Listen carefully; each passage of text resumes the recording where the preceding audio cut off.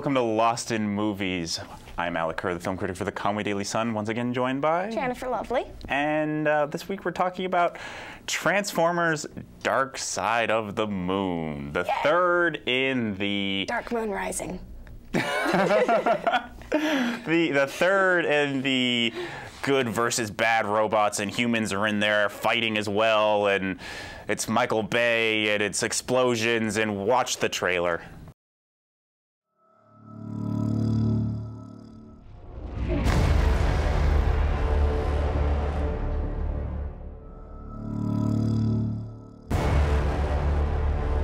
Our entire space race of the 1960s was in response to an event.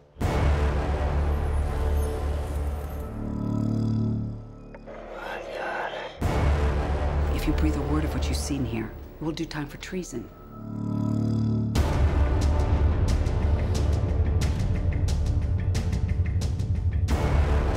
Everything humans know of our planet, we were told, had been shared.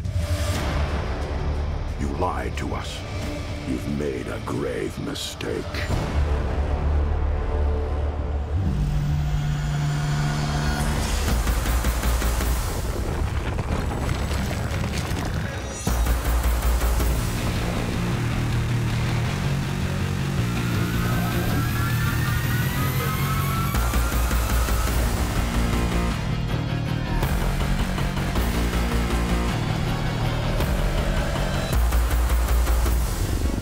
Years from now, they're gonna ask, where were you when they took over the planet?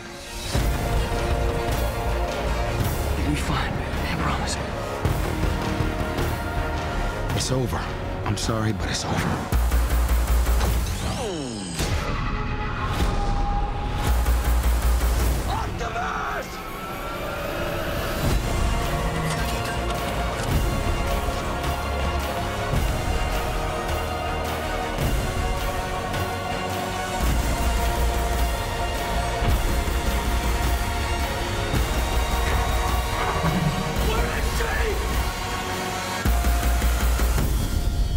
You may lose your faith in us, but never in yourselves.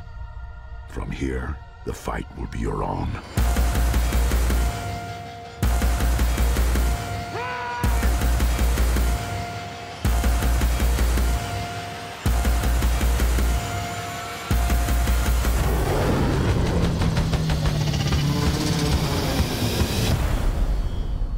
So I was actually kind of surprised by this movie. I was going in kind of expecting to think it was absolutely dreadful, and it actually really had its moments. I did like parts of it.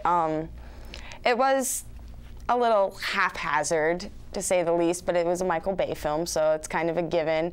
I feel like the CG really improved in it, and it wasn't quite as bogged down as the other ones were. It wasn't quite so much a Shia LaBeouf love story with Megan Fox, and quite frankly, I think getting rid of Megan Fox was a little bit of an improvement, but it was way too long. Way too long. And I know you feel that way about the second one, and I really did have a moment where I was like, okay, I'm gonna sneak a peek at my phone. This movie's gotta be over. Got another hour and 15 minutes. Yep. And I feel like I would have enjoyed it way more, because in like the last hour, I was just like, you know, shifting in my seat and just wanted to get out. Yeah, basically, you've got an hour and a half of like exposition on this movie, and then you get an hour pretty cool action sequence. But by the time you get to that big final battle in Chicago, you're burned out. Yeah. And I thought it was pretty dreadful. Really? Yeah, I did. But you got John Malkovich, you got but John like, Turturro. I don't know. Like, I was bored. Yeah? That first hour and a half where they're going around trying to figure everything out, I'm like, this is so boring. Like, nothing, like, and you know, I know like pretty much everybody involved with the second one admitted it was awful. Yeah. Michael Bay is on the record, Shia LaBeouf is on the record, Megan Fox was so on the record that she was either quit or fired. We don't really know that story there. And it was just like, well, we got to try to make this better. So let's get some high quality actors in there. Let's get Malkovich in there. Let's get Frances McDermott in there. Patrick Dempsey, he's not really great, but let's throw him in there too. And like Malkovich, like I was just like, why is he here? Like, I liked Malkovich. I liked it too, And, but like for his one scene. But then it was like his character was so inconsistent. All of a sudden he's like their little servant, and it's like I was confused about that too. It just kind of suddenly he's like, oh, I've always wanted to see an Autobot. yeah, it's like I'm just a little lapdog now. Like I liked like his the job interview scene and everything like that. And I thought the job interview sequence was kind of funny, but like I like Shia LaBeouf. I thought he was just way overacting in this. Yeah. He was mugging left and right, and it was just painful to watch. Yeah? Like, yeah, and like Maybe it was a guilty pleasure, but I enjoyed it a bit. I don't know. Like I think I'm just burnt out on these movies. Like the first one, I really was kind of pleasantly surprised by it. It actually did have some character development. Yeah. It wasn't 3 hours long. It wasn't 3 hours long, or nearly 3 hours long, and I'm just really like I think I'm just burnt out on these movies, and like, and the Autobots, the Decepticons, they are so indistinct. Like with the Decepticons, I really can't tell them apart. They all look exactly the same. Didn't you have them all as toys when you were a kid? But these don't even look like That's the toys true. from when they were kids. And like the Autobots, with the exception of Optimus Prime and Bumblebee, I don't know who the other characters are. There's the green one, there's the red one, there's the old one that's like an inventor thing, but they have no... I feel they're making up a lot of them. I mean, well, obviously Yeah. they are, but they're kind of just making up most of them as they go. Like, I just don't even know who these characters are. Like, I mean, this is the Transformers cartoon, at least they had personalities. Like, again, with the exception of Optimus Prime and Bumblebee, there's no characters there. Megatron. Megatron was a wuss. Yeah. He really was. I was very disappointed. He just kind of limped around and moped the whole movie. And then I was kind of angry about that because I mean. And then Megatron. the big new character is Sentinel Prime. Yeah. Sentinel wasn't. He's not a great character. No, I never really liked Sentinel that much. voiced by Leonard Nimoy. But again, which is cool. But again, why did they even bother getting like big actors to do these voices? Because they all become digitalized and they don't sound anything like each other. Like, yeah, it was silly. And apparently, like Shia LaBeouf is like invincible because he gets tossed around so much. Like, and actually. I mean, you have to give credit where credit's due. Like, yes, the visuals in this are amazing, but there are a couple moments that are laughably awful, and that's when, like, Shia LaBeouf or any human is being tossed around by one of the Transformers, and it looks so phony. It's true. There is the one part that I got a kick out of where Shia LaBeouf is driving, and then Bumblebee transforms. Right. While he's in the car, he goes flying, and then he grabs him and transforms back.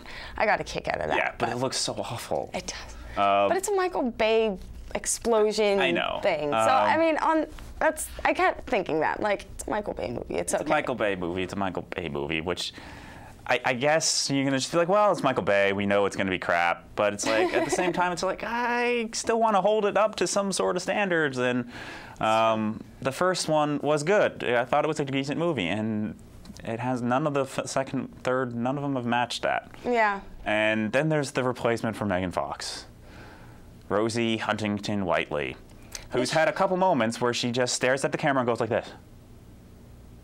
That's what she was good at.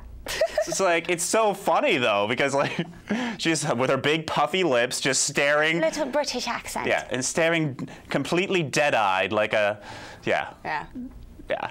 Yeah. It's wicked cute. And and then of course her introduction is you don't see her face first, you see her bum first. Oh, walking up the stairs. Look, there's her bum. And then she has a bunny. A bunny. Would you like a bunny, Shia? Would ya? Would ya? Here's your lucky bunny. Like, I want the foot though. That's the way it works. Here's your bloody foot. Yeah, she's a good actress. Did that moment get to you? Yes. Oh God. Here's your foot. Here's your foot. No, there was one part. I'm not going to give it away, but there's a part with Bumblebee and Shia where got a little teary-eyed in the theater. Might have just been because I was in there for 6 hours. It seemed like I was getting a little delirious, you know. Maybe you were just still thinking about. Maybe you're still just thinking about Toy Story 3. Shut up! Don't want to talk about it. Don't want to talk about it. We're not talking about Toy Story 3. Okay. That was last week. Yeah. So I don't. I just. Yeah. And there's a development with Patrick Dempsey's character where I'm like, this is just stupid. This is really, really, really stupid. I can see that. And the parents are back, and the parents, they've always been awkward, but now they're even more awkward than like usual. It's just like, no mother would ever say these things to their son. I don't know, you haven't met my mom. Okay. But there's one line in particular. There is one that's a little like well then. Yeah. I don't think, no. Yeah, the parents were, and there wasn't that much of them, and they were there. And they were and gone. then they were gone for like an hour and a half. Oh, but they're still there. Well, they have an RV, so they're just piecing out in the RV. Yeah, I mean, you know. No, that would be a nice Transformer. That would be a huge Transformer. And you know what? RV I was waiting for that. I was like, oh my gosh, the RV is going to be a Decepticon. I know it. It wasn't. I was kind of bummed. Because that would have been a massive Decepticon. Well, you know, Yeah. There was Soundwave or Nightwish or whatever his name is. Yeah, Shockwave, whatever it was. Splinter Cell, yeah, Shockwave. Yeah, he was pretty big. He was a big dude. I didn't really understand that one. Like, okay, was all those tentacles part of him? Because then he would just be a walking, normal-sized Transformer, and then he would have all those tentacle things. He can do what he wants. He can. Don't question it. He's a big, scary monster Transformer Tremor Man. Yeah. Just leave it. I'm just gonna go with it. Just go with it. It's a Michael Bay film. It's okay. Okay, so I guess really there's not much more to say about this. I think we covered it. Okay, so we're gonna talk about Michael Bay movies. Yay. Yeah. So we'll just go through his whole filmography. He hasn't made that many movies, so first up, Bad Boys. I haven't seen them. I've avoided them, but I've seen enough trailers, heard enough references, pretty sure I get the general idea. The first Bad Boys, it's not a bad movie. It's a very, very standard buddy cop movie. Yeah. Nothing wrong with that. I mean, it was the movie, it was Will Smith's first starring role in a movie. So it was kind of the movie that said, oh wait, look, maybe he can be a huge star. Yeah. And then next year he did Independence Day, and it was like, Big Willie style. Nailed it. There it is. It was probably one of the few decent movies Martin Lawrence was ever in. Yeah. And the premise was that, you know, of course, buddy cop movies, they have to be opposites. So Will Smith, he's the playboy, you know, out in the town, picking up the ladies. Martin Lawrence is the family man, and Tay Leone's in it, and somehow they're supposed to be like protecting her, but somehow there's some like confusion about their identities, so they have to impersonate each other. Oh no! So now the man about town, Will Smith, has to pretend to be a family man. God. And the hilarity ensues. Oh goodness. But it's okay. You got jokes. What makes them bad boys then? Why are they bad boys? Because they bad cop? No, because they get the job done.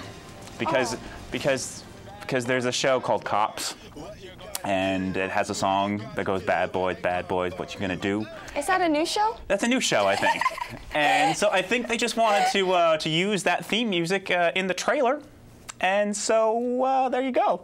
Bob Marley's just rolling in his mummy tune. Yeah. Yeah.